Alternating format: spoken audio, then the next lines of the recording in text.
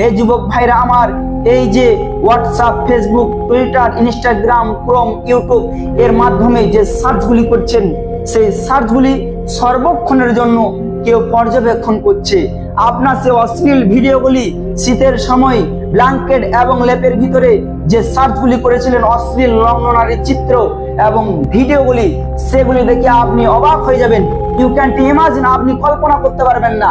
কিন্তু আল্লাহ তাআলা বলবেন, ইকরা কিতাবাকা, তুমি তোমার আমলনামা, তুমি তোমার রেজিস্টার তুমি নিজেই পড়ো, তুমি নিজেই যথেষ্ট হয়ে যাবে, অস্বীকার করার কোনো সুযোগ থাকবে না।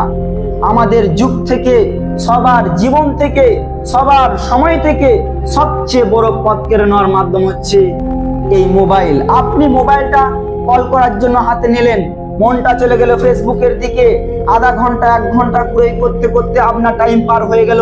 বৈজ্ঞানিকরা এইভাবে গবেষণা করে ফেসবুক তৈরি করেছে, ইনস্টাগ্রাম তৈরি করেছে, ক্রোম তৈরি করেছে, কিভাবে মানুষের আত্মাকে আকৃষ্ট করা যায়, কিভাবে মানুষের সময়গুলোকে বিনষ্ট করে দেওয়া যায়, এই সম্পর্কে তারা গবেষণা করেছে।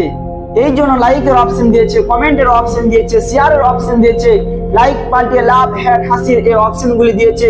কিভাবে মানুষের আত্মাকে আকৃষ্ট করা যায়, কিভাবে মানুষের সময়গুলিকে নষ্ট করে দেওয়া যায়,